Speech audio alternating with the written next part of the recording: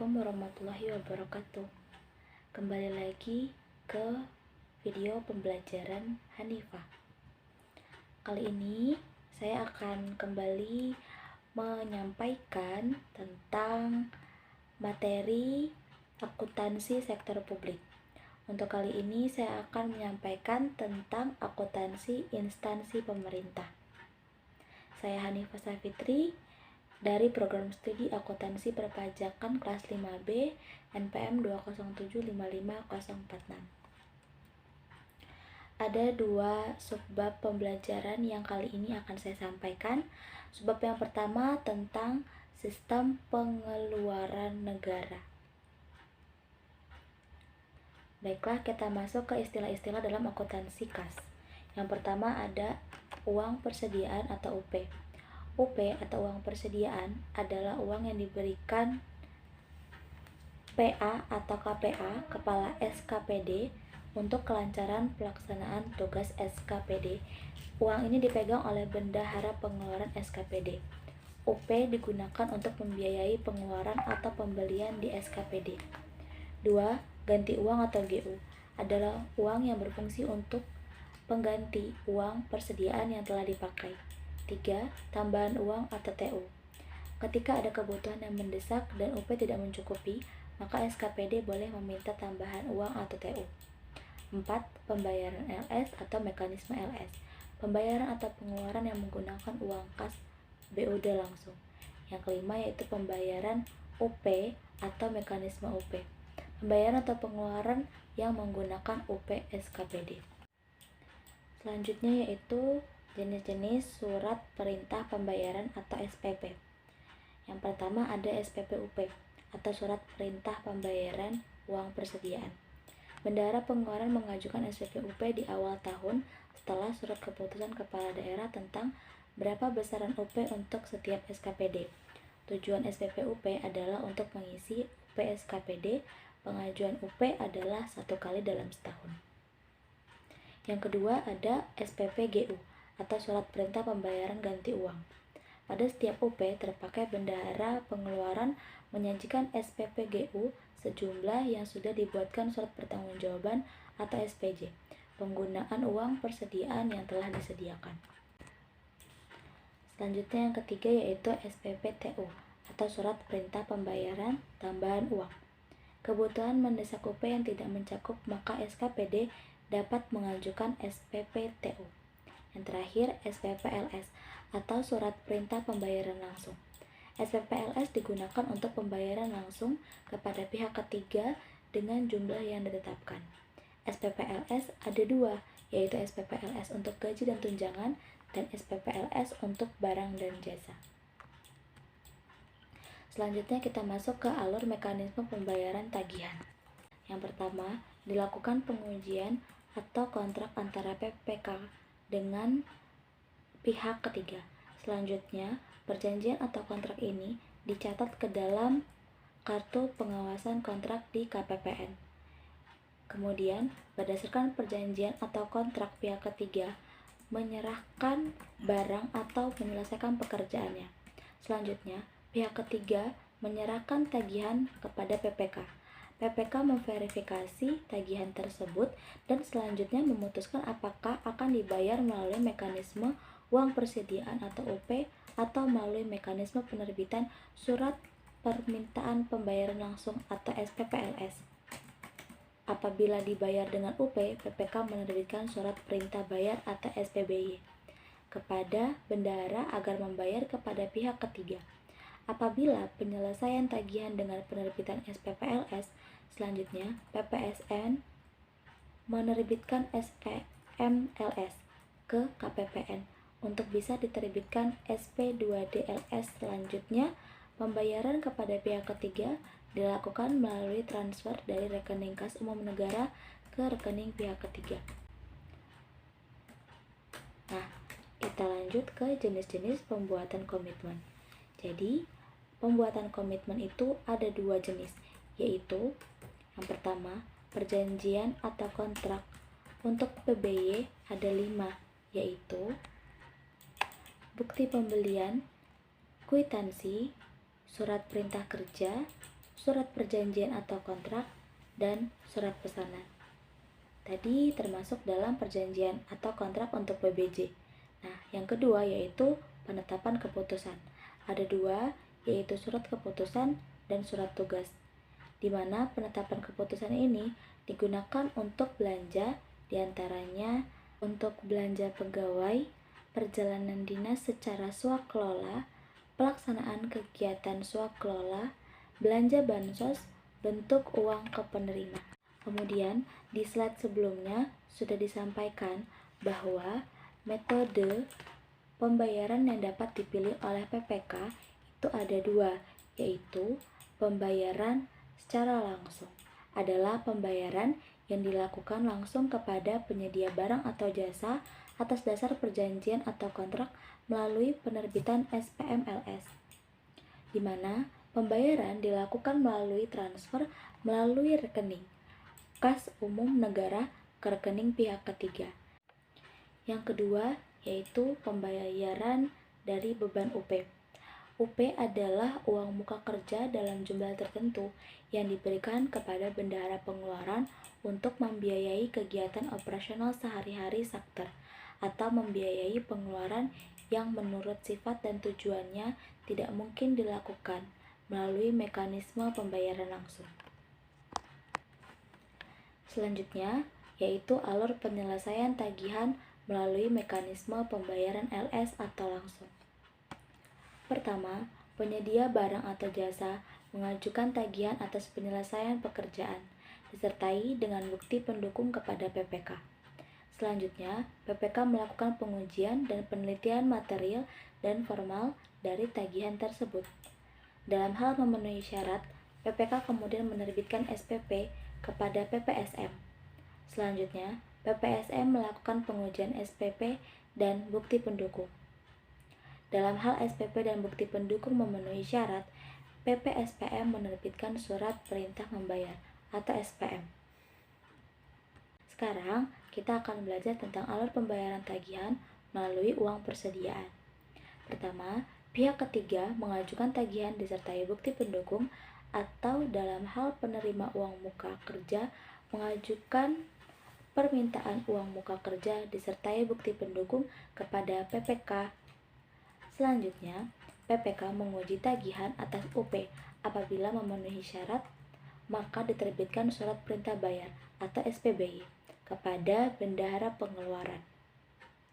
Yang ketiga, SPBY beserta bukti pendukung disampaikan kepada bendahara pengeluaran atau BPP. Selanjutnya, bendahara pengeluaran melakukan pengujian. Apabila memenuhi syarat, SPBY dibayar oleh bendahara pengeluaran kepada pihak ketiga atau penerima uang muka kerja. Apabila uang persediaan telah digunakan, maka akan habis atau berkurang, maka diperlukan penggantian atau pengisian kembali. Penggantian dilakukan dengan mekanisme ganti uang persediaan atau GUP. Nah, setelah itu kita akan membahas tentang mekanisme GUP. Bagaimana sih mekanisme GUP? Bendahara pengeluaran menyampaikan bukti pengeluaran kepada PPK. Atas dasar bukti pengeluaran tersebut, PPK melakukan pengujian apabila memenuhi syarat. Maka PPK menerbitkan SPP GUP atau Surat Bukti Pembayaran Ganti Uang Persediaan. SPP GUP beserta bukti pendukung disampaikan kepada PPSPM. Selanjutnya, PPSPM melakukan pengujian SPP GUP dan bukti pendukung. Dalam hal SPP GUP dan bukti pendukung memenuhi syarat, PPSPM menerbitkan surat perintah membayar ganti uang persediaan atau SPM GUP. Selanjutnya kita akan mempelajari subbab yang kedua, yaitu akuntansi belanja barang dan jasa, beban, dan persediaan. Yang pertama yaitu akuntansi belanja barang dan jasa. Apa sih definisi belanja daerah? Belanja daerah adalah semua pengeluaran dari rekening kas umum daerah yang mengurangi saldo anggaran lebih dalam periode tahun anggaran bersangkutan yang tidak akan diperoleh pembayarannya kembali oleh pemerintah. Hal ini tercantum dalam PP nomor 71 tahun 2010. Sedangkan belanja sendiri adalah kewajiban pemerintah daerah yang diakui sebagai pengurang nilai kekayaan bersih. Hal ini tercantum dalam Permendagri 13 tahun 2006. Selanjutnya yaitu klasifikasi belanja. Menurut Permendagri nomor 64 tahun 2013, belanja dikelompokkan menjadi 3, yaitu belanja operasi, belanja modal, dan belanja tak terduga, di mana belanja operasi terdiri dari belanja pegawai, belanja barang, bunga, subsidi, hibah, dan bantuan sosial. Sedangkan belanja modal adalah belanja yang terkait dengan pengeluaran kas pemerintah dalam rangka untuk memperoleh aset tetap. Sedangkan belanja tak terduga adalah belanja anggaran yang disediakan untuk mengantisipasi pengeluaran yang tidak terduga, contohnya terjadi bencana alam. Prinsip pengakuan dan pengukuran akuntansi belanja barang dan jasa, yaitu belanja diakui pada saat terjadinya pengeluaran dari rekening kas umum daerah.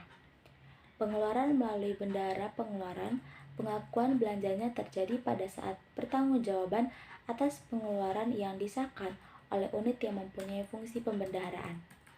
Koreksi atas penerimaan kembali belanja yang terjadi pada periode dicatat sebagai pengurang belanja. Apabila diterima pada periode berikutnya, koreksi belanja dicatat sebagai pendapatan lain-lain LRA. Pencatatan belanja barang dan jasa. Jurnal atas belanja dibuat dalam kaitannya pemerintah daerah sebagai entitas akuntansi. Pencatatannya digunakan double entry yang akan menghasilkan laporan realisasi anggaran atau LRA. Contoh pencatatan belanja di buku jurnal. Belanja pada estimasi perubahan SAL. Untuk penyajian akuntansi belanja, barang dan jasa akan dilaporkan dalam laporan realisasi anggaran LRA setelah akun pendapatan. Kemudian yang kedua yaitu akuntansi beban. Beban sendiri didefinisikan yaitu penurunan manfaat ekonomi atau potensi jasa dalam periode pelaporan yang menurunkan ekuitas. Dapat berupa pengeluaran atau konsumsi aset atau timbulnya kewajiban. Hal ini tercantum dalam PP nomor 71 tahun 2010. Selanjutnya yaitu klasifikasi beban. Ada 4 klasifikasi beban, diantaranya yaitu beban operasi, beban transfer, beban non-operasional, dan beban luar biasa, di mana beban operasi terdiri dari beban pegawai, beban barang, beban bunga, beban subsidi, beban hibah, beban bantuan sosial, beban penyusutan aset tetap atau amortisasi, beban penyisian piutang, beban lain-lain. Untuk beban transfer terdiri dari beban bagi hasil pajak, beban bagi hasil pendapatan bunga, beban transfer bantuan keuangan ke pemerintah daerah lainnya, beban transfer bantuan ke desa, dan beban transfer bantuan keuangan lainnya. Selanjutnya yaitu beban non-operasional. Beban yang sifatnya tidak rutin, misalnya berasal dari defisit penjualan aset non-lancar, defisit penyelesaian kewajiban jangka panjang, defisit dari kegiatan non-operasional lainnya. Selanjutnya yaitu beban luar biasa. Beban luar biasa digunakan untuk mencatat beban atas kejadian luar biasa, yang diantaranya yaitu tidak bisa diramalkan pada awal tahun anggaran, tidak diharapkan terjadi berulang-ulang, atau kejadiannya di luar kendali pemerintah. Untuk prinsip pengakuan dan pengukuran untuk akuntansi beban diakui saat timbulnya kewajiban, timbulnya konsumsi aset, terjadinya penerapan manfaat ekonomi atau potensi jasa, koreksi atas beban atau penerimaan kembali yang terjadi pada periode berjalan. Selanjutnya yaitu pencatatan beban. Jurnal atas beban dibuat dalam kaitannya pemerintah daerah sebagai entitas keuangan. Pencatatannya digunakan double entry yang akan menghasilkan laporan operasional atau LO dan neraca Pemda. contoh pencatatan jurnal untuk mencatat beban di buku jurnal finansial dengan mekanisme pembayaran GUTU di SKPD. Pada saat mengeluarkan uang di SKPD, jurnalnya adalah beban pada kas di bendahara pengeluaran. Sedangkan pada saat mengajukan ganti UP, jurnalnya adalah kas di bendahara pengeluaran pada RKPPKD. Kemudian, contoh untuk pencatatan jurnal untuk mencatat beban di buku jurnal finansial dengan mekanisme pembayaran LS di SKPD, jurnalnya yaitu beban pada RKPPKD. Untuk penyajian akuntansi beban, beban tersebut dilaporkan dalam laporan operasional atau LO. Selanjutnya yaitu tentang akuntansi persediaan. Definisi dari persediaan sendiri yaitu aset dalam bentuk barang atau perlengkapan atau supplies yang diperoleh dengan maksud untuk mendukung kegiatan operasional pemerintah atau barang-barang yang dimaksudkan untuk dijual dan atau diserahkan dalam rangka pelayanan kepada masyarakat dalam kurun waktu 12 bulan dari tanggal pelaporan. Contoh persediaan yaitu persediaan ATK, persediaan benda akun, persediaan obat-obatan, persediaan bibit, persediaan pupuk, persediaan bahan pembersih, persediaan bahan bangunan, dan persediaan amunisi, serta persediaan lain-lain. Kemudian, penyajian pengakuan dan pengukuran. Persediaan dinilai dengan perhitungan fisik pada akhir periode. Persediaan yang berasal dari pembelian maka dinilai berdasarkan biaya perolehan. Persediaan yang diperoleh dengan memproduksi sendiri maka dinilai berdasarkan biaya standar. Persediaan yang diperoleh dengan cara lain seperti hibah atau rampasan dinilai sebesar nilai wajar. Saldo persediaan tersebut dihitung berdasarkan harga pembelian terakhir. Untuk pencatatan persediaan, contoh jurnal yang dibuat di buku jurnal finansial saat pembelian persediaan menggunakan mekanisme UP. Jurnalnya yaitu persediaan pada kas di bendahara pengeluaran.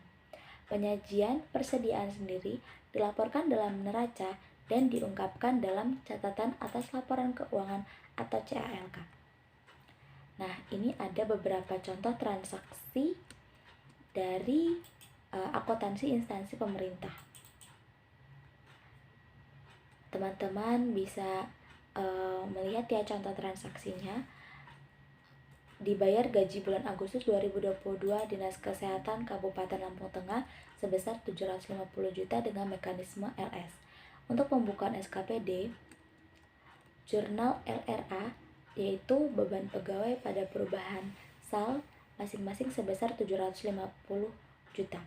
Untuk jurnal LO yaitu beban pegawai pada RKPPKD sebesar 750 juta. Untuk pembukuan pada PPKD untuk jurnal LO yaitu RKPPKD pada kas di kas daerah. Nah, ini contoh transaksi SKPD. Dibeli perlengkapan kantor sebesar 100 juta rupiah oleh Dinas Pendidikan dengan mekanisme UP dan GU. Pembukuan SKPD pada saat pengeluaran kas dengan jurnal LRA yaitu beban barang pada perubahan SAL masing-masing sebesar 100 juta. Untuk jurnal LO yaitu beban barang pada kas di bendahara pengeluaran masing-masing 100 juta rupiah. Serta kemudian pembukuan SKPD pada saat pengajuan SPJ untuk memperoleh GU untuk jurnal LO yaitu kas di bendahara pengeluaran pada RKPPKD. Untuk pembukuan pada PPKD yaitu jurnal LO untuk jurnalnya adalah RKPPKD pada kas di kas daerah. Yang terakhir yaitu contoh transaksi persediaan. Pada tahun 2022 persediaan yang tersisa sebanyak 12 juta, sedangkan di neraca saldo nilai persediaan adalah 10 juta. Untuk jurnalnya yaitu persediaan pada beban persediaan.